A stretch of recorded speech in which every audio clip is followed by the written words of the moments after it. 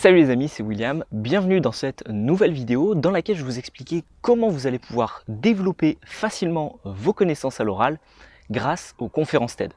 Je vous en ai déjà rapidement parlé dans quelques-unes de mes vidéos précédentes, mais j'ai jamais vraiment pris le temps de vous expliquer pourquoi vous allez pouvoir de 1 développer vos connaissances en général en apprenant de nouvelles choses dans de nouveaux domaines, et 2 développer vos connaissances à l'oral et votre prise de parole en public grâce justement à ces fameux orateurs des conférences TED. Alors les conférences TED, c'est quoi? C'est un concept très simple. C'est en fait le fait de donner la parole à des personnes qui ne sont pas orateurs professionnels, mais qui ont un message à transmettre. Le but, c'est que ces personnes-là, ça peut être n'importe qui, vous et moi, il y a juste certains tests à passer. Et l'objectif, c'est quoi? C'est que ces personnes-là transmettent du mieux possible le message qu'elles ont à transmettre. C'est souvent leur histoire ou alors une histoire qu'elles ont vécue ou alors des recherches qu'elles ont fait, un domaine dans lequel elles évoluent. Et le but, ça va être de les coacher. Il y a des personnes qui vont être coachs pour ces personnes-là. Elles vont se faire coacher par, il me semble, 2 coachs en prise de parole et elles vont ensuite monter sur scène pour arriver à faire une prise de parole, une espèce de conférence devant certaines personnes. Et ensuite, cette conférence, elle est filmée et elle est uploadée sur le site officiel des conférences TED. Ça se passe dans énormément de grandes villes. Il y en a en français dans les pays français comme la France, le Canada ou la Belgique et un petit peu la Suisse. Et après, sinon, la majorité des conférences TED se déroulent en anglais. Donc en plus de ça, vous allez pouvoir développer vos connaissances en anglais et apprendre encore plus de vocabulaire et en apprendre encore plus sur la langue en anglais. Si vous cherchez à développer vos connaissances, c'est un super outil pour développer votre anglais.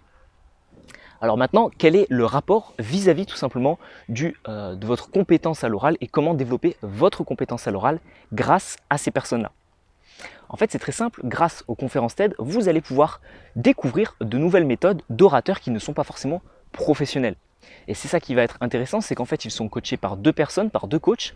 Et au final, quand vous en regardez une dizaine de conférences, eh bien, vous avez tout simplement l'impression d'avoir eu une vingtaine de coachs qui ont apporté une certaine pierre à l'édifice que vous avez ensuite regardé. Et au final, quand vous regardez une dizaine de conférences sur le sujet, vous découvrez de nombreuses méthodes à l'oral pour capter l'attention, transmettre votre message, etc. Donc c'est ce qui est vraiment intéressant, c'est que des fois il y a des orateurs qui commencent par des éléments chocs, qui commencent par raconter leur histoire en faisant du storytelling, qui commencent par une anecdote, qui commencent par montrer une vidéo, etc. J'ai vu récemment, et c'était extrêmement intéressant, une personne qui racontait qu'elle était parmi les plus fortes dans le monde pour rester en apnée sous l'eau. Et le début de sa conférence, c'était quoi? C'était un chronomètre qui défilait et vous aviez tout simplement sur un rétroprojecteur un film qui passait de son histoire. Et pendant que le film passait, la personne, elle était assise, le nez bouché et elle ne respirait pas et elle montrait justement sa compétence. Donc ça va être inspirant pour vous, pour pouvoir tout simplement arriver par la suite à créer votre introduction, à créer votre conclusion, etc. Donc vous allez pouvoir vous inspirer de ces personnes pour arriver à créer vos prises de parole et à créer de bonnes prises de parole. Le point numéro 2, ça va être que vous allez pouvoir vous inspirer de la gestuelle des conférenciers. Il y a certaines conférences où les orateurs restent sur place parce qu'ils racontent une histoire qui va être... J'ai vu récemment une prise de parole où la personne racontait qu'elle avait été victime de quelque chose. Eh bien vous imaginez facilement que si elle racontait ça en faisant les 1000 pas sur la scène, ça n'aurait pas été aussi impactant que si elle ne bougeait pas. Là, le fait de ne pas bouger, ça renforçait son message.